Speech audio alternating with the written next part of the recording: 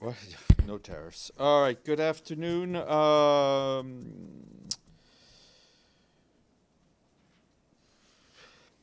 Good afternoon. Today, this is the International Day of Reflection on the 1994 genocides against the Tutsi in Rwanda. This morning's event in the General Assembly to mark the day, the Secretary General said that this terrible period of Rwanda's history reminds us that no society is immune from hate and horror, and as we reflect on how these crimes came about, we must also reflect on resonance in our own times.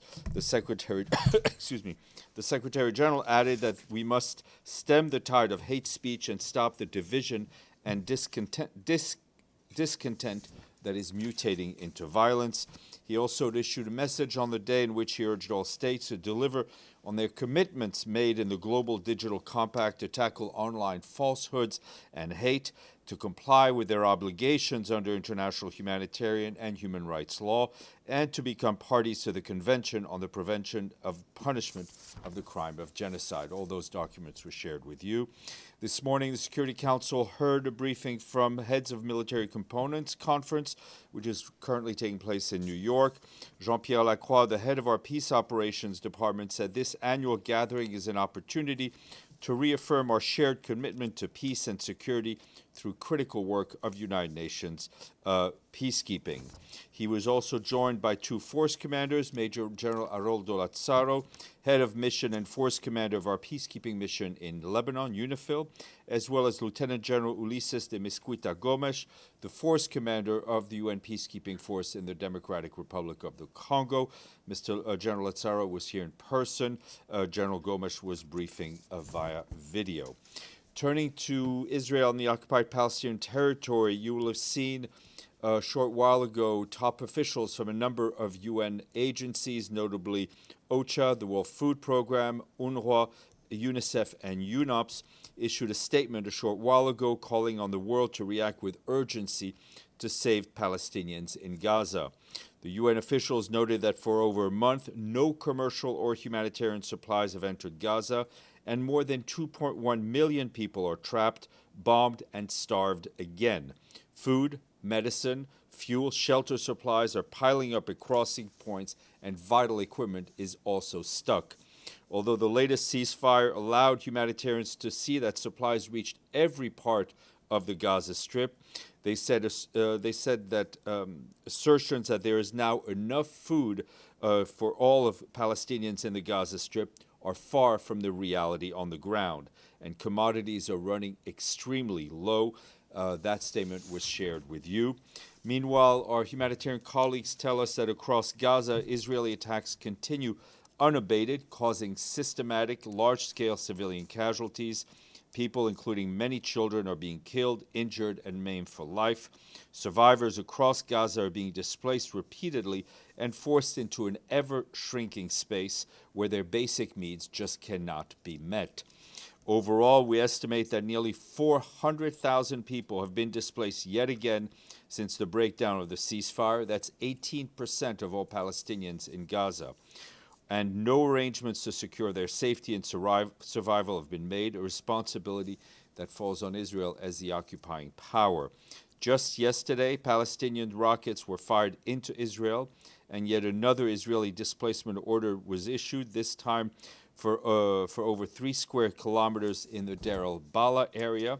That will cover 9 neighborhoods with a combined area that is comparable to our Central Park here in New York. And I can tell you that several medical facilities were serving people inside and just outside that area. WHO says there is severe shortage in medical equipment, as well as ultrasound machines, as well as oxygen pumps, and in medicines, along with 180,000 doses of routine childhood vaccines in Gaza.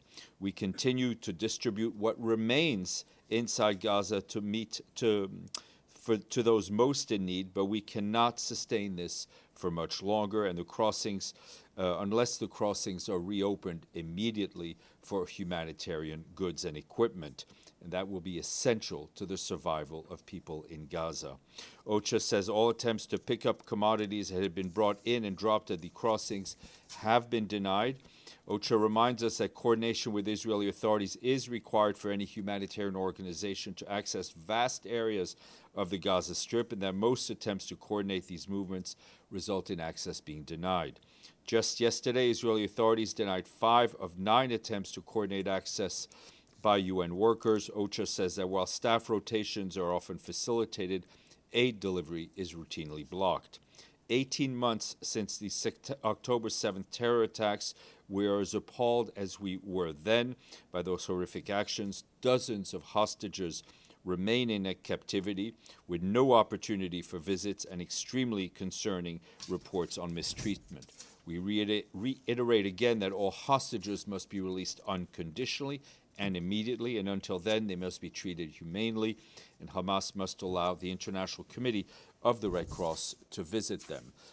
Just to note, programming note that tomorrow around noon, the Secretary General will be at the stakeout to deliver a statement on the situation in Gaza. We'll confirm that with you a little bit later today. Turning to Lebanon, our UNIFIL colleagues have recorded over the past day several incidents of the Israeli Defense Forces military activity, including small arms fire, airstrikes, and violations of Lebanese airspace, all of that in violation of Security Council Resolution 1701.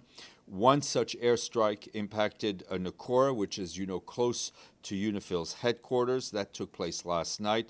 We note media reports of 2 fatalities from Israeli airstrikes near Zipkin in southern Lebanon on April 6th, and 2 people injured in a strike near Hudaysa overnight.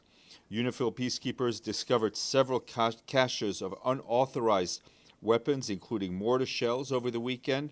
The Lebanese army, meanwhile, continued its patrols as clearance of unexploded ordnance in southern Lebanon. We continue to urge everyone to fully uphold their obligations under Security Council Resolution 1701 and refrain from any action that may jeopardize the cessation of hostilities. Moving to Syria, the UN Special Envoy for Syria, Geir Pedersen, in a statement issued today, said he appreciated the extensive discussions in Damascus he held with Mr. Ahmed al-Shara, which took place on Sunday and focused on all aspects of ongoing political transitions in Syria. The UN Special Envoy discussed with Mr. al-Shara the importance of transparent framework for the process of selecting and electing an interim People's Assembly and at all other subsequent political transition steps. Sanctions easing needs to continue and that the Syrian people need an economic future, Mr. Pedersen stressed. Mr. Pedersen also reiterated his condemnation of Israel's repeated attacks and intervention in Syria and appreciated the commitment of the Syrian interim authorities to respecting the agreements with Israel. Turning to Yemen, the Office of the Coordination of Humanitarian Affairs warns that conditions in Yemen remain incredibly dire, and after more than a decade of crisis and conflict, more than 19 million human beings in Yemen still need essential assistance, including food, nutrition, healthcare, and shelter, as well as clean water. Nearly half of the population is acutely hungry, and many don't have access to enough clean water. Women and children continue to bear the brunt of the crisis. While needs are increasing, funding is shrinking. This year's humanitarian appeal for Yemen, which requires $2.5 billion United States dollars, is less than 7% funded, with only $173 million in the bank. Aid workers are also facing a highly challenging operating environment, ranging from insecurity and detention to bureaucratic impediments and attempted interference. Last year, our humanitarian partners reached 8 million people of the most vulnerable Yemenis with food, clean water, medicine, and other aid. There are now more people in need and fewer partners on the ground to reach them, so the need for funding and access is that much greater. And a note for you on Ukraine. I can tell you that we are deeply alarmed by the continued Russian bombardment of Ukrainian cities, including the recent strikes in Kharkiv, Kherson, Dnipro, as well as last week's deadly attack in Kryvyi Rih. We recall that directing attacks against civilians and civilian objects is prohibited under international humanitarian law. and any such attacks, wherever they occur, must end immediately. We reiterate the Secretary General's call for a durable ceasefire and our support for meaningful efforts toward a just, lasting, and comprehensive peace that fully upholds Ukraine's sovereignty, independence, and territorial integrity in line with the UN Charter, international law, and relevant United Nations resolution. Immediately following the attack in Kriviri, and complementing the efforts of local first responders, we, along with our humanitarian partners, as well as Ukrainian Red Cross, provided first aid and psychological support, and we and our partners also assisted with medical evacuation, delivered emergency surgical supplies to local hospitals, organized hot meals, and distributed other materials. Update on Julie Bishop, our special envoy for Myanmar. Julie Bishop is currently visiting Malaysia today and met with government interlocutors there, including the special envoy of ASEAN chair on Myanmar, Othman Hashim. Malaysia, as the 2025 ASEAN chair, is a key partner of the UN's efforts to support a Myanmar-led political solution to the crisis and to respond to humanitarian needs following the March 28th earthquake. We expect Ms. Bishop to travel to Myanmar tomorrow. And on the ground, we estimate that more than 17 million people are living in areas impacted by the two earthquakes that hit the country on March 28th.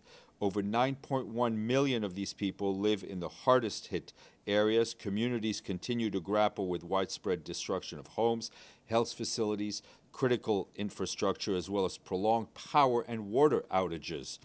Telecommunications are severely limited and transport routes have been damaged or obstructed.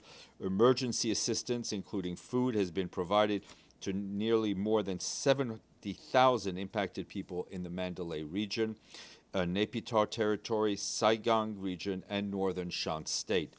Drinking water has been provided to over 40,000 and hygiene kits distributed to more than 100,000 people. We and our partners have reached more than 165,000 people with essential relief assistance. This includes distribution of shelter materials, safe water solutions, hygiene kits, and food, and mobile medical teams are being deployed. As you know, Tom Fletcher was there over the weekend. He's now on his way back here. And the United Nations team in Afghanistan today urged the international donor community to maintain critical support for the people of Afghanistan, with 22.9 million men, women, and children in need of assistance this year. The country is today the world's second largest humanitarian crisis. The appeal for Afghanistan comes ahead of meetings of Afghanistan Coordination Group that will start tomorrow in Istanbul, in Turkey. The group gathers member states, donor representatives, international finance institutions, and the UN Assistance Mission in Afghanistan. Indrika Ratwate, the Deputy Special Representative for the Secretary General in Afghanistan, will be representing the mission. Turning to Sudan, we are concerned about the welfare of civilians fleeing insecurity in Blue Nile State in the southeast of the country, as well as the lack of access for humanitarians to reach them. Local authorities estimate that 4,000 people displaced from Ulu and other towns in Bao locality have been moving northeast towards the state capital of Ed Damizin, which is about 230 kilometers away. So far, some 600 people have arrived and are sheltering at displacement sites. Ongoing insecurity and bureaucratic constraints have prevented humanitarian partners from reaching impacted areas. We call again for the safe, sustained, and unhindered humanitarian access to all people in need. New arrivals from South Sudan have also been reported in other parts of Blue State in recent weeks, demonstrating the growing complexity of the situation in the region. And turning to the Democratic Republic of the Congo, our humanitarian colleagues tell us that in North Kivu, unexploded ordnances in residential areas of Walikale Center is posing lethal risk to residents, including people who were formerly displaced who are now returning to their homes. Local civil society groups are urgently warning against premature returns before demining operations have been completed. Our humanitarian partners are also reporting similar concerns in South Kivu, where large quantities of unexploded ordnances remain in Bukavu, the provincial capital, as well as in Kalehe territory, and that is, of course, threatening local and displaced communities, but also aid workers as they attempt to reach people in need. And moving closer here to Haiti, human rights colleagues in Haiti and the UN mission there, BNU, have published a new report detailing the impact of the violence, and it makes for grim reading. They say that between January 1st and March 27th of this year, at least 1,518 people were killed and 572 injured in Haiti due to attacks by gangs, operations by security forces, as well as acts of violence perpetrated by self-defense groups and unorganized members of the population. The new report also focuses on repeated attacks in the rural areas of Kenskov and in some neighborhoods of Carrefour, two communities in the metropolitan area of Port-au-Prince. They say that those have resulted in serious human rights abuses. According to our colleagues, gang members displayed extreme brutality, aiming to instill fear under the population. As an example, they've executed men, women, and children inside their own homes, shot others on the roads and paths as they tried to flee the violence. That includes an infant, according to our colleagues. Sexual violence was also committed against at least 7 women and young girls during the planning and execution of those attacks by gang members. The gangs also ransacked several homes and set fire to more than 190 of them. As we've mentioned, these attacks forced more than 3,000 people to flee their localities. And just lastly, today is also International World Health Day. Kicks off today with a year-long campaign on maternal and newborn health. The campaign aims to urge government and the health communities to ramp up efforts to end preventable maternal and newborn deaths. And just to note that the UN reports trends in maternal mortality was released today by our colleagues at UNFPA, with data highlighting how dangerous pregnancy still is in much of the world. Gabriel, then Pam, then Deji. I'm ready. Sorry, I was getting ready to answer you. Go ahead. Thank you, Steph. Can you confirm Associated Press report that the Trump administration has notified the WFP and some other UN partners that it has terminated some of its last remaining contracts? We're trying to get details on that. We've seen the AP report. We're trying to get details here. I would also encourage you to reach out to WFP. Okay. Moving on from that one, on Gaza, has the SG seen the video that was leaked on late Friday of the emergency workers that were killed? Yeah, he's very much aware of the video, and I think like anyone who has seen it is just shocked by those images. And would he support an independent commission of inquiry? As he's called for, is independent, transparent, and effective investigation into what happened. Do you think that at this point, the Secretary, I'll rephrase that, does the Secretary General have confidence that what the IDF says is accurate, or given the fact that they have clearly lied in this instance that involves one of your employees, the credibility of the IDF is what for the SG now? I think in this case it was clear that when presented with facts on video, they changed their narrative. Pam. Thanks, Steph. A follow-up to Gabe's first question. There were reports on the weekend that the U.S. is looking to evaluate cuts to the UN's Department of Global Communications. I'm not. Did you get anything from them? From who? From the U.S. on. No, I mean there is no. We have not received any communications from the U.S. mission or from the Department of Government Efficiency in Washington on the Department of Global Communications. Okay, and on these other agencies, are they letting you know what's under evaluation? WFP, UNICEF? Yeah, I mean, as I said, I just saw the AP story not long ago. I've asked our humanitarian colleagues to check it. I would also encourage you to check with the agencies directly. All right, and on a totally separate front, just following up on the Black Sea grain, anything to report? No. Thank you. Deji, then Sinan. Yep. First, there's reports that today polio vaccine has been prevented to enter Gaza. Well, I mean, there's been no vaccine, no food, no fuel, no supplies have gone in at all for over a month. And I'm not aware of any exception for polio vaccines. Okay. Sinan. Thank you, Monsieur. I have a question on Syria. Different sources are suggesting that the United States downgraded the legal status of Syrian mission to United Nations, and that indicating the USA no longer recognizes Syrian government. So the question is that right? Do you have any information on that?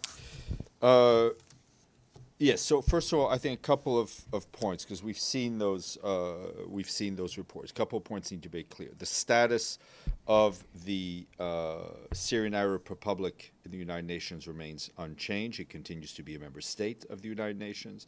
The issue of membership is guided by the charter, and the issue of recognition is one of governments. The decision made by the host country to change the visas for members of the permanent mission of the Syrian Arab Republic to the UN does not impact Syria's standing, the Syrian Arab Republic standing within the UN. It does not affect the participation of permanent members within the work of the UN. They are accredited to the United Nations, and they must be continued to allow to do their work and their functions in connection with their work with the UN. I have one more, if you don't mind. According to some news stories, Iran's armed forces have been placed on high alert by order of Supreme Leader of Ayatollah. And I mean, in response to USA President Donald Trump's recent threats against Tehran. So I wonder, I mean, this looks like a sharp escalation. How concerned is Secretary General about this escalation? We're obviously concerned by the growing tensions in the Gulf, the growing tensions between the U.S. And Iran. We were also, I think, positively, we reacted positively to the news that there were the possibility of indirect talks through third party. We hope that opportunity, using another country as an intermediary, would be used as a way to lower tensions. Stefano, and then we'll go to the screen. Thank you, Stéphane. With whom the Secretary General talks or reach with the U.S. government when he wants to, the moment when he, for example, if he wants to indirectly put pressure on the Israeli government on Gaza situation, the helps and everything. Usually we know that the UN is always in contact with the US because the US has leverage on the Israeli government. So in the last days, did this Guterres attempt to have a contact with the Trump administration, and with whom in particular? States remains a permanent mission here in New York. I can tell you that our colleagues on the ground remain in constant contact with their Israeli counterparts to push through privately what we keep saying publicly. And they're, of course, also in touch with the diplomatic community in the Middle East. Just a quick follow-up, because we know that there is not the ambassador Stephanie didn't come anymore. So the point is, at the moment, the U.S. mission is now doesn't have the head of the mission. So, well, I mean, that's Stefano. That's your analysis. The U.S. mission has a chargé d'affaires, has a person who leads that mission. She remains our point of contact. Thank you. Let's go to the screen. I'll come back to you, Pam. Yes, Steph. Hello? Go ahead. Can you hear me? Okay. I have a question on the Syrian diplomat status, but you answered that. I have a few other questions. First, there is a child in the village of Tormus Hayya near Ramallah was shot and killed by settlers. His name is Ammar Muhammad Saada Rabia. The Israeli did not allow ambulances to reach him until, and he kept bleeding until he died. He's also an American citizen. Do you have any comment on that? I haven't seen that particular case. I haven't seen that particular case, but I can tell you that we are and have been very vocal in expressing our extreme worry at the deteriorating situation in the West Bank, and notably at the violence by settlers, which all too often appears to go unchecked. Your other question. Yes, Steph, Hungary was requested by ICC to arrest a war criminal. They did not abide by that. Do you have any comment on that? That is a question that needs to be dealt with between the court and Hungary, between the states, the Assembly of States parties, and Hungary. Our position on the ICC remains the same. Thank you. Pam. What? Pam, go ahead. Thank you. Is there someone that you know so far that will brief on Ukraine tomorrow? I mean, someone, the Secretariat, there's a Ukraine meeting called? I don't know. We'll find out. Okay, thank you. Okay. Thank you all. If the SG will likely, as I said, brief around noon. Inshallah, he will take some questions, which means I will not brief. Thank you. And neither will Sharon.